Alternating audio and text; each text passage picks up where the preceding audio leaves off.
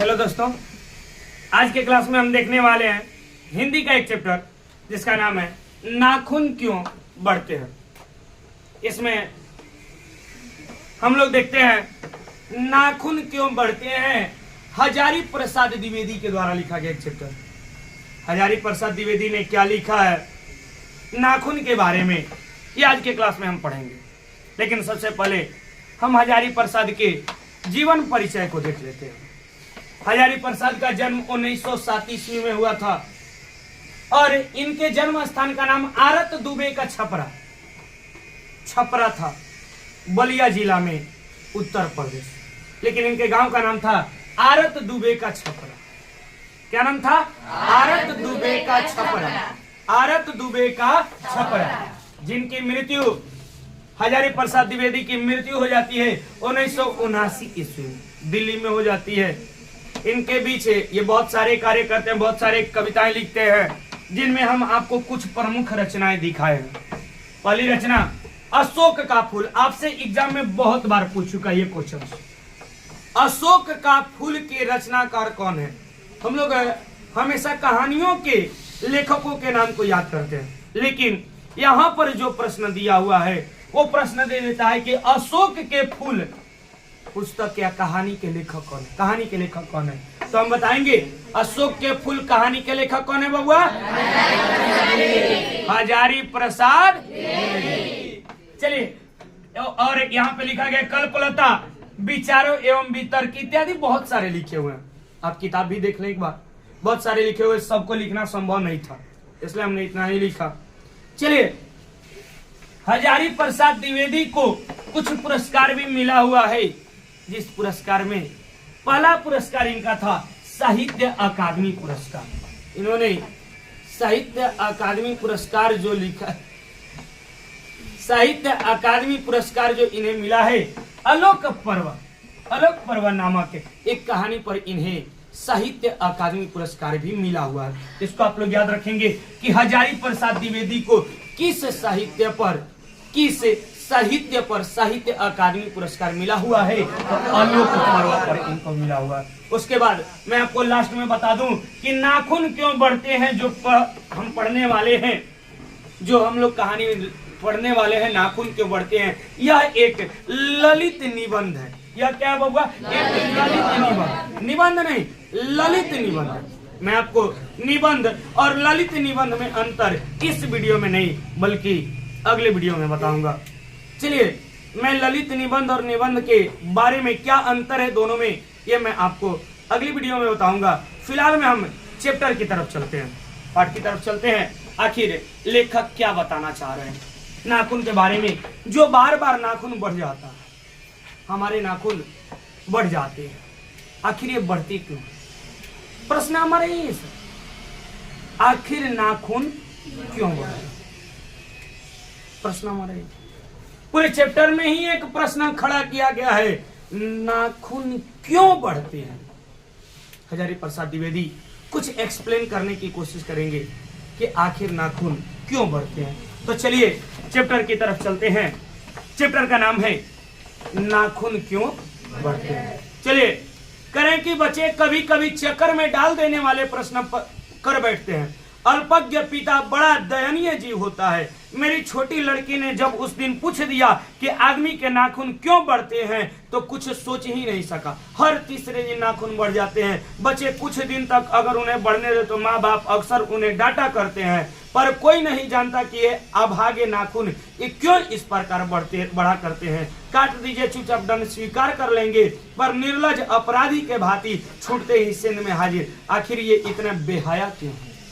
लेखक क्या करें कि कभी कभी बच्चे ऐसे प्रश्न कर देते हैं ना, जिसके बाद पिता सोचने लगता है कि आखिर हमारा जो प्रश्न किया गया, बच्चे के द्वारा किया गया, इसका मैं उत्तर क्या दूं। ऐसा ही एक प्रश्न लेखक सामने, लेखक की छोटी लड़की, याद रखिए, लेखक के सामने लेखक की छोटी लड़की एक प्रश्न करती है कि पापा नाखून क्यों बढ़ता है। बड़ा गूढ़ रहस्य। लेखक सोच में पड़ जाते हैं, आखिर नाखून सच में बढ़ता क्यों। मैं आपसे पूछूं ऐसा कुछ प्रश्न बाल क्यों बढ़ते हैं? बाल क्यों बढ़ते हैं? फैशन के लिए। चलिए, फैशन के लिए बाल ना हो तो आदमी उजड़े चमन लगता है, लेकिन ऐसा तो नहीं है ना कि आदमी बाल के बिना जी नहीं सकता। लेकिन बढ़ता क्यों है? वैसे ही प्रश्न यहाँ पर लेखक के बेटी के द्वारा पूछ लिया गया कि नाखून क्यों बढ़ते हैं। फर्स्ट प्रश्न आपके चैप्टर का या VVI कहा जाए इस चैप्टर का कि नाखून क्यों बढ़ते हैं, यह प्रश्न लेखक के सामने के उपस्थित किया था? लेखक की छोटी। अरे नाखून के बारे में, नाखून बड़ा निर्लज होता है, काट दो सह लेगा, फिर जैसे ही छोड़ो बढ़ जाएगा। क्लियर है?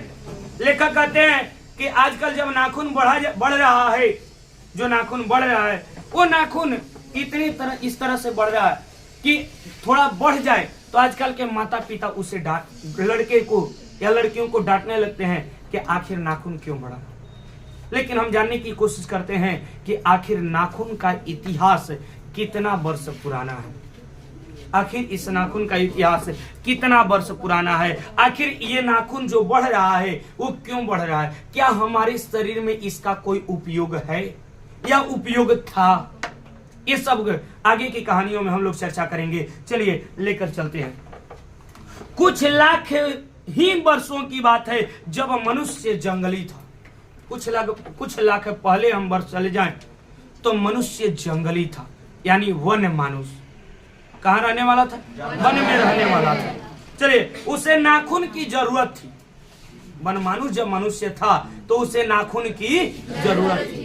क्या करने के लिए? सुनेगा, उसकी जीवन रक्षा करने के लिए नाखून बहुत जरूरी था। मनुष्य के जीवन रक्षा के लिए नाखून बहुत ज्यादा जरूरी था, क्योंकि असल में यही उसके अस्त्र शस्त्र थे। दांत भी थे, लेकिन नाखून के बाद, अब बात समझिएगा, कहना क्या चाहते हैं? करें कि आज से लाखों वर्ष पूर्व हम पहले चले जाएं, जब मनुष्य वन मानुष था। वन मानुष कहने का मतलब जब मनुष्य जंगल में रहता था तो नाखून को उसकी जरूरत थी। नाखून को मनुष्य को जरूरत थी, क्योंकि नाखून उसको अस्त्र शस्त्र के काम आता था, लड़ने के लिए काम आता था, जीवन के रक्षा के लिए काम आता था। ऐसे तो दांत भी था, लेकिन दांत नाखून के बाद था। बात समझ आ रहा है? तो पहले के जमाने में आदमी नाखून का प्रयोग किसके रूप में करते थे? किसके रूप में? क्योंकि यह मनुष्य के जीवन की रक्षा करने का सबसे बड़ा हथियार था। क्योंकि उस समय कोई हथियार नहीं था, उस समय तक कोई हथियार नहीं था। आदमी नाखून से ही मार देता था कोई जानवर को। कोई जानवर उस पे झपटता तो भी वो मनुष्य किसका प्रयोग करता था? नाखून का। अर्थात उसे नाखून की जरूरत थी। ऐसे देख रहे हो? नहीं है मेरा, नहीं है, दूसरे का है, लड़कियों का होता है ज्यादा। चलिए आइए करे, समझिएगा ध्यान से। उस दिन उसे जूझना पड़ता था, प्रतिद्वंदियों को पछाड़ना पड़ता था। नाखून उसके लिए एक आवश्यक अंग था। जब मनुष्य के पास कोई हथियार नहीं था तो मनुष्य के लिए नाखून एक बहुत बड़ा अस्त्र था। उसी से वो लड़ता था, अपने प्रतिद्वंदी मतलब समझते हो ना, अपने शत्रु को पछाड़ने का काम आता था। कौन बबुआ? नाखून। अगर नाखून ना होता तो मनुष्य की सुरक्षा उस समय नहीं हो सकती थी। लेकिन हुआ क्या? सुनिएगा ध्यान से। फिर धीरे धीरे वह अपने अंग से बाहर की वस्तुओं का सहारा लेने लगा। लेकिन धीरे धीरे हुआ क्या कि वह अपने अंग से दूसरे, ये तो उसके शरीर में था, लेकिन अब धीरे धीरे दूसरे अंग की सहायता, दूसरे चीजों की सहायता लेना शुरू कर दिया। मनुष्य धीरे धीरे आगे बढ़ने लगा। अब धीरे धीरे वो क्या करने शुरू कर दिया? आगे बढ़ने लगा। और सबसे पहले पत्थर के ढेले और पेड़ की डाल काम में लाने लगा। सबसे पहले क्या करने लगा मनुष्य? जब नाखून का उपयोग धीरे धीरे, देखो कैसे खत्म हो रहा है। पहले जब जंगली मनुष्य था तो नाखून का प्रयोग करता था। क्यों? क्योंकि वही उसका हथियार था। लेकिन अब धीरे धीरे मनुष्य आगे बढ़ रहा है।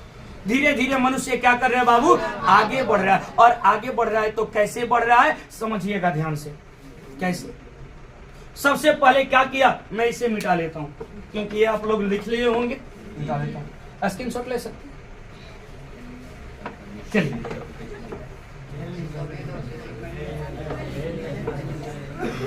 चलिए अब आ रहे, जब मनुष्य नाखून के बाद अब दूसरे हथियारों का प्रयोग करना शुरू किया। सबसे पहले उसने क्या किया, हथियार में सबसे पहले उसने ढेला का प्रयोग किया था। ढेला या पत्थर कहा जाता है। सबसे पहले किसका प्रयोग किया था, पत्थर। क्या करता था मनुष्य, क्या करता था कि सबसे पहले पत्थर को निकुला कर देता था। पत्थर को क्या कर देता था, निकुला। निकुला मतलब समझता है ना, चोक कर देता था, निकुला कर देता था एकदम, और उससे लोगों पर सॉरी दुश्मनों पर वार करता था। लेकिन वो भी कहीं ना कहीं कारगर साबित नहीं हुई। तब मनुष्य ने लकड़ी का प्रयोग किया। लकड़ी को क्या कर देता था, चोक कर देता था, आगे से चोक कर देता था, भाला के समान। जैसे ऐसे लकड़ी था ना, उसको ऐसे चोक बना देता था। इससे लड़ने लगा मनुष्य। अब मनुष्य बाहरी वस्तुओं का प्रयोग करने लगा, अर्थात अब धीरे धीरे इन नाखूनों का उपयोग करना खत्म करने लगा। के मनुष्य के खत्म कर रहा है। अब नाखूनों का प्रयोग नहीं हो रहा है, लेकिन नाखून कहीं ना कहीं मनुष्य को उसके अस्त्र के रूप में काम आता था। आइए आगे बढ़ते हैं। अरे उसने हड्डियों को भी हथियार बनाया। ऐसा ही नहीं है, मनुष्य ने हड्डियों को भी हथियार बनाया। जैसे इन हड्डियों के हथियार में सबसे मजबूत और सबसे ऐतिहासिक था देवताओं का राजा का वज्र। देवताओं के राजा का वज्र जो आज भी इंद्र लेकर चलते हैं, दधीची मुनि का हड्डी है। क्वेश्चन बढ़िया पूछता है, क्वेश्चन बढ़िया पूछता है कि इंद्र का जो वज्र है, इंद्र का वज्र जो है वो किससे बना हुआ है? याद रखिएगा, दधीची मुनि के हड्डी से। किससे बना हुआ है? दधीची मुनि के हड्डी से। अब सुनिएगा, सबसे पहले मनुष्य ने किसका प्रयोग किया बाबू? सबसे पहले, सबसे नाखून के बाद पत्थर, पत्थर के बाद लकड़ी, लकड़ी के बाद हड्डी, जिसमें आपने देखा कि देवताओं का राजा खुद इंद्र दधीची मुनि के हड्डी से बना वज्र लेकर अपना कार्य कर रहे थे। केवल दधीची मुनि एक ऋषि मुनि थे जिनके हड्डियों का आज भी वज्र इंद्र लेकर चलते हैं। चलिए, आप लोग देखे होंगे, कोई भी रामायण देखते होंगे तो उसमें इंद्र एक लेकर चलते हैं हड्डी के समान, अपना वज्र वही है। चलिए, मनुष्य और आगे बढ़ा, और आगे बढ़ा, धीरे धीरे आगे बढ़ रहा। उसने धातु के हथियार बनाए। अब उसने धातु का हथियार बनाना शुरू कर दिया। बात समझ में आ रहा? चाकू, भाला, ये सब बनाना शुरू कर दिया। आगे समझिएगा, जिसके पास, सुनिएगा, जिनके पास लोहे के अस्त्र और शस्त्र थे वे विजयी हुए। जिनके पास लोहे का अस्त्र शस्त्र था वो विजय हुआ, क्योंकि लकड़ी कहीं ना कहीं धोखा देने लगा। जिनके पास लोहा था ये कहीं ज्यादा चोख ना हुआ तो फिर घबरा जाता था, या लेकिन जो लोहा वाला होता था वो हमेशा चोख रहता था, लोगों के आराम से मार देता था। यानी जो लोहे से बना हथियार उपयोग करने लगा वो धीरे धीरे विजय प्राप्त करने लगा। यानी अब धीरे धीरे नाखूनों का उपयोग क्या हो गया? बंद हो गया। क्योंकि मनुष्य, जो जंगली मनुष्य था, वो नाखूनों का प्रयोग किसके रूप में करता था? अस्त्र के रूप। लेकिन अब अस्त्र उसके नाखून के जगह पे अब दूसरा कुछ आ गया। अब लोहे के बने सामान आ गए। अब धीरे धीरे मनुष्य ने नाखूनों को काटना, सॉरी, नाखूनों को काटना शुरू कर दिया। हुआ क्या? सुनिएगा ध्यान से। जिनके पास लोहे के अस्त्र शस्त्र थे वे विजय हुए। देवताओं के राजा तक को मनुष्य के राजा से इसलिए सहायता लेनी पड़ती थी क्योंकि मनुष्य के पास लोहे का वस्त्र था। यहाँ तक कि देवताओं के राजा को भी मनुष्य के राजा से सहायता लेनी पड़ती थी, क्योंकि मनुष्य ने एक ऐसा हथियार बनाया था जो देवताओं के हथियार से भी खतरनाक बना, लोहे का बनाना शुरू कर। आगे सुनिएगा ध्यान से। करें क्या? असुरों के पास अनेक विद्याएं थी पर लोहे के अस्त्र नहीं थे। असुरों के पास अनेक विद्याएं थी लेकिन उनके पास लोहे के अस्त्र नहीं थे, शायद घोड़े भी नहीं थे। आर्यों के पास ये दोनों थे, जो देवता थे उनके पास घोड़ा और हथियार दोनों था, जबकि राक्षसों के पास ये नहीं था, जिसके कारण देवता विजयी हुए। फिर इतिहास अपनी गति से आगे बढ़ा। नाग हारे, सुपर्ण हारे, यक्ष हारे, गंधर्व हारे, असुर हारे, राक्षस हारे। धीरे धीरे लोहे के अस्त्रों ने बाजी मार ली। सब कोई अब किसका प्रयोग करना शुरू कर दिया? लोहे के अस्त्रों का प्रयोग करना शुरू कर दिया। सुनिएगा, इतिहास आगे बढ़ा, बंदूक का प्रयोग हुआ। लोहे के जितने भी अस्त्र थे उसको सामने वाले को ही मारा जा सकता था। सामने वाला जब आएगा तभी तो चाकू घुसाया जाएगा, लेकिन बंदूक से तो दूर से मार दिया जाएगा। अब देखिए, धीरे धीरे आदमी ने लोहे के वस्तुओं का प्रयोग भी छोड़ दिया। अब धीरे धीरे आदमी बंदूक का प्रयोग करना शुरू कर दिया, लेकिन वो भी तभी काम आता था जब हम भी उसके सामने हो। वो भी गड़बड़ है। तब आदमी जो मनुष्य था, सोचिए कितना इतिहास आगे बढ़ रहा है। मनुष्य ने बम बनाया। मनुष्य ने क्या बनाया? बम बनाया। अरे इतना ही नहीं, बम बना तो एक गांव उड़ाने वाला बना। करे नहीं, मनुष्य आगे बढ़ा। करे इतना से काम नहीं चलेगा, इसको देश से उड़ाएंगे, शहर उड़ाएंगे, देश उड़ाएंगे, मिसाइल बनाएंगे। धीरे धीरे मनुष्य बढ़ने लगा और धीरे धीरे इन नाखूनों का उपयोग खत्म हो गया। नाखूनों का उपयोग क्या हो गया? खत्म हो गया। सुनिएगा, करें पलिते वाली बंदूक बनी, कारतूस में, तोपों में, बमों में, बम वर्षक वायुयान बने। वायुयान यानी बम बरसाने वाले जहाज भी बन गए। सुनिएगा, इतिहास के किस कीचड़ भरे घाट तक घसीटा गया, ये सबको मालूम है। नखधर मनुष्य अब एटम बम पर भरोसा करने लगा। अब ये नखधर, नख मतलब नाखून, अब ये नाखून को धारण करने वाला मनुष्य अब बम पर अपना अधिकार जमाने लगा, यानी बम पर विश्वास करने लगा। चलिए, पर उसके नाखून अब भी बढ़ रहे हैं। अब मनुष्य ने नाखून का प्रयोग भले ही करना बंद कर दिया हो, लेकिन आज भी उसका नाखून बढ़ रहा है। अब भी प्रकृति मनुष्य के उसके भीतर वाले वस्त्र से वंचित नहीं कर रही है। अभी वह याद दिला रही है कि तुम्हारे नाखून को भुलाया नहीं जा सकता। तुम वही लाख वर्ष के पहले वाले नख दंतावली जीव हो, पशु के साथ एक ही सतह के विचरण करने वाले और चरने वाले। फिर भी प्रकृति जान चुका है कि मनुष्य को अब नाखून की कोई जरूरत नहीं है। उसे नाखून से बड़े बड़े हथियार मिल चुके हैं, लेकिन प्रकृति फिर भी याद दिला रहा है मनुष्य को कि नाखून जो है वो आज भी तुम्हारा वही हथियार है जो लाखों वर्षों पहले तुम हथियार के रूप में यूज करते थे, प्रयोग करते थे। भले तुम आज इसको भूल गए हो, लेकिन प्रकृति इसे नहीं। कारण क्या था बाबू? देखो, अब मैं आपको थोड़ी सी एक और बात समझा देता हूं। कारण क्या था कि भाई, जो व्यक्ति नाखून का प्रयोग करता था, मान लो कि इसे नाखून का प्रयोग किया, कोई जानवर झपटा और नाखून का प्रयोग किया, अब बढ़िया से जानवर नहीं, बढ़िया से नाखून नहीं लगा, तब मनुष्य को लगा देगा। तब तो मनुष्य को लगा देगा कहानी सा। और दांत का प्रयोग तब करेगा ना जी जब नोचना होगा। उससे पहले नाखून का प्रयोग किया, देखा कि उससे मनुष्य को क्या हुआ, जानवर हमला कर देता था। पहले के जमाने में सोचो, मनुष्य खुद